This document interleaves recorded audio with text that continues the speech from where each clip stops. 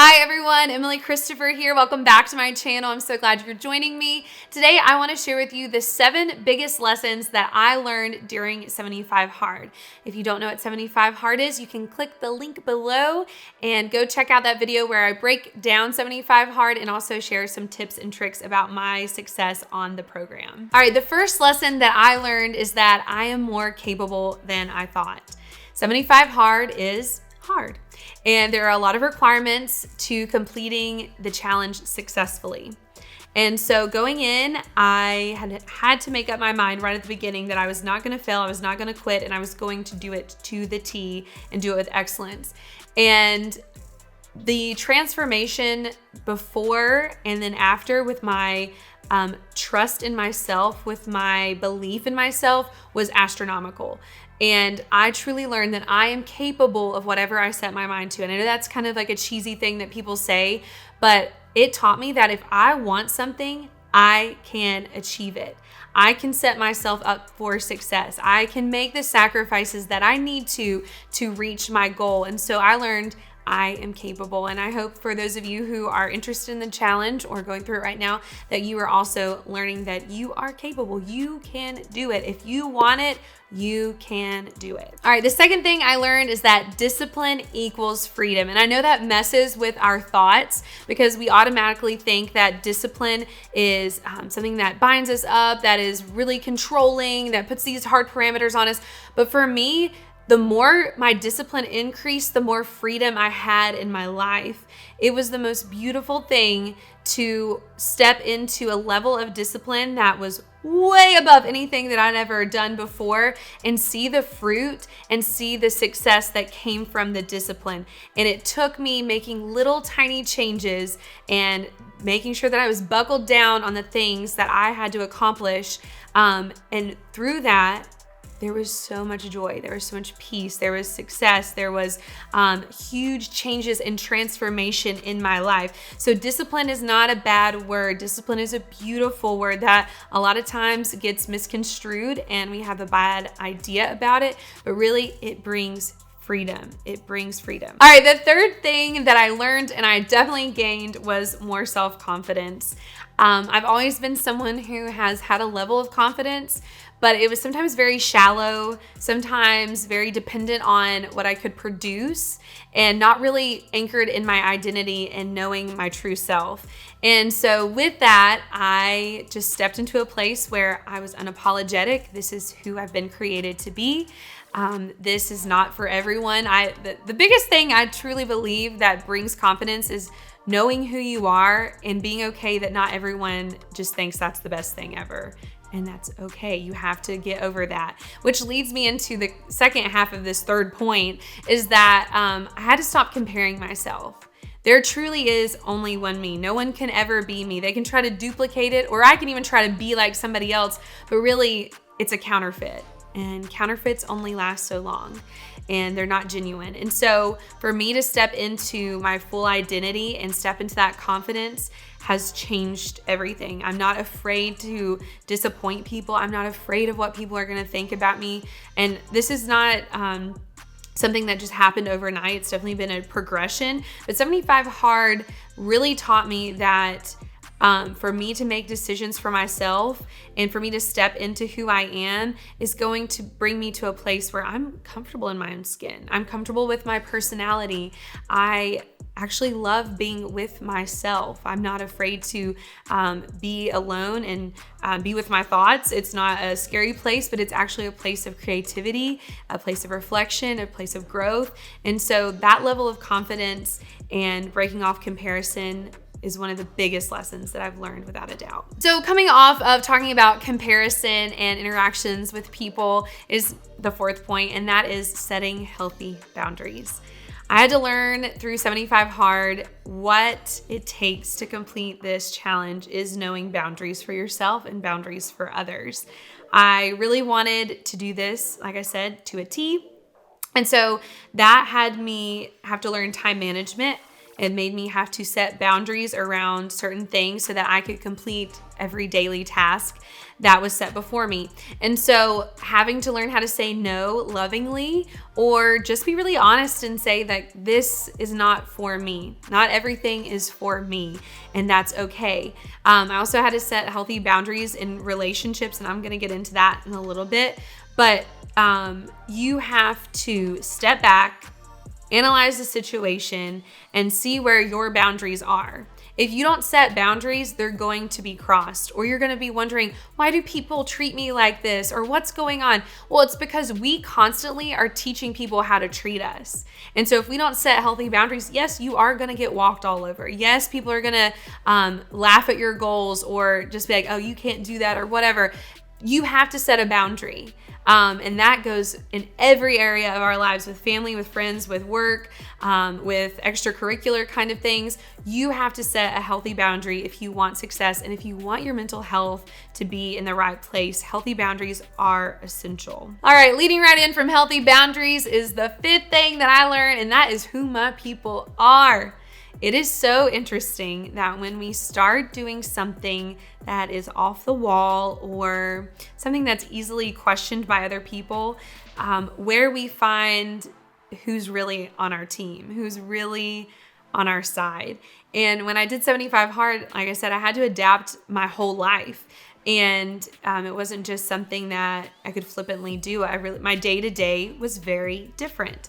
And so I learned really quickly who was for me and who was maybe not so much. It was difficult at first when we find success, or we change our lives and we start making different decisions, or we've been called to do something very different.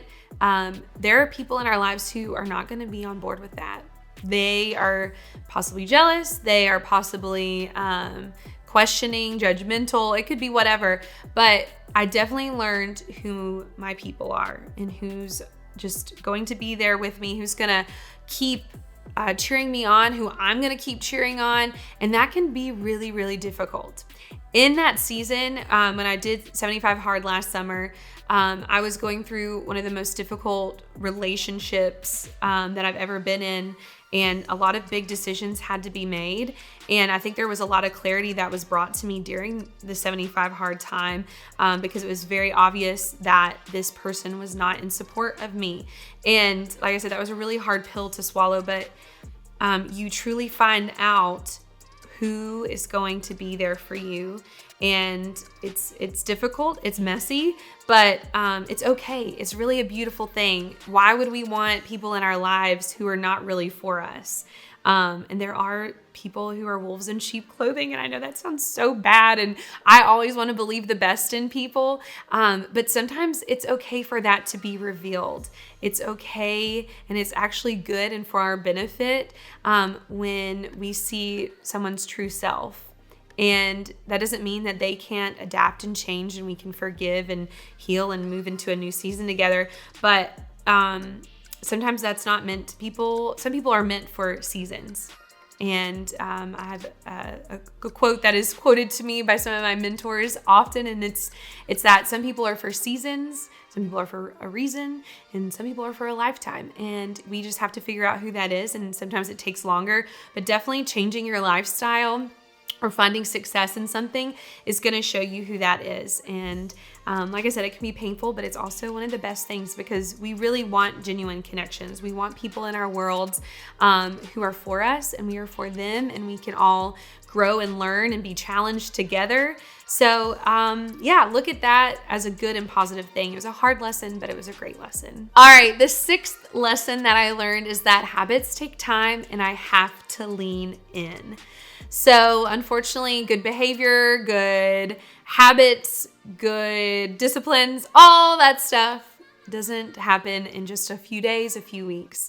And if you really want to change, then you're going to have to lean into those habits. You're going to have to do the monotonous. You're going to have to do the routine, and it will get boring. It will get frustrating. It will get in the way of what you are wanting to do, but it's great. It's good. You have to lean into those habits.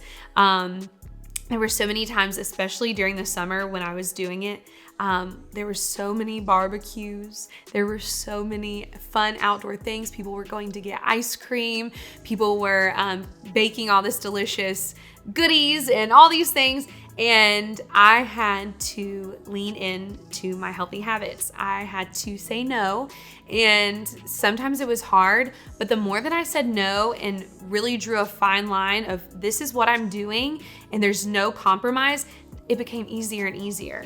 And it wasn't such a frustrating point. It was really a point of, I know what I want and I'm really confident in that. And I'm excited to still engage on the social aspect when, people are having ice cream parties and going out for like yummy fruity drinks and all that stuff in the summer. And I had to make decisions and I would still tag along and I'd drink my seltzer water.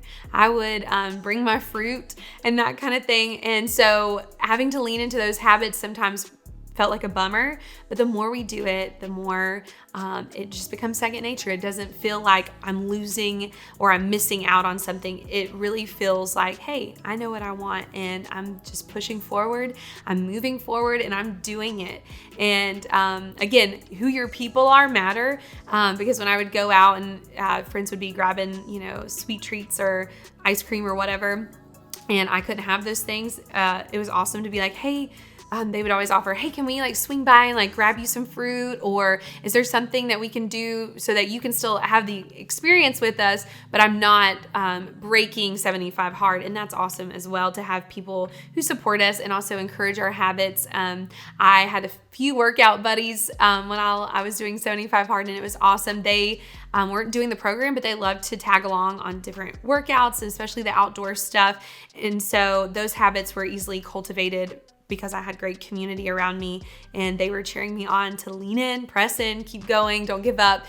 So yes, your habits take time, just keep going. All right, the last point, and certainly not the least, is cultivating mental toughness is life-changing. Everything in my life has shifted, and it's because I have changed my mindset. I have grown in mental toughness. It has spilled out into my relationships, my friendships, my business, my career. Everything that I do is anchored in my mindset and in the level of mental toughness that I have acquired because of 75 Hard. And being able to step into a place of mental toughness at a level that I've never experienced before. I've grown up around men and women who are mentally tough, but definitely not knowing how to tap into that. That was my biggest thing. I didn't know how to get there. And thankfully, 75 Hard was a tool that got me to the next level of mental toughness. I've been surrounded by my dad and my brother who are both military background, and the level of mental toughness they have is incredible. Their fortitude, their strength, this like inner anchor of who they are and not compromising is something that I've always aspired to get to. And I feel like 75, I'm definitely not at their level. I feel like I'm always going to be working at this the rest of my life. But I now see the path and what it takes to cultivate mental toughness. And for me, that's essential. Like I said, it just affects everything in my world. Everything's been changed.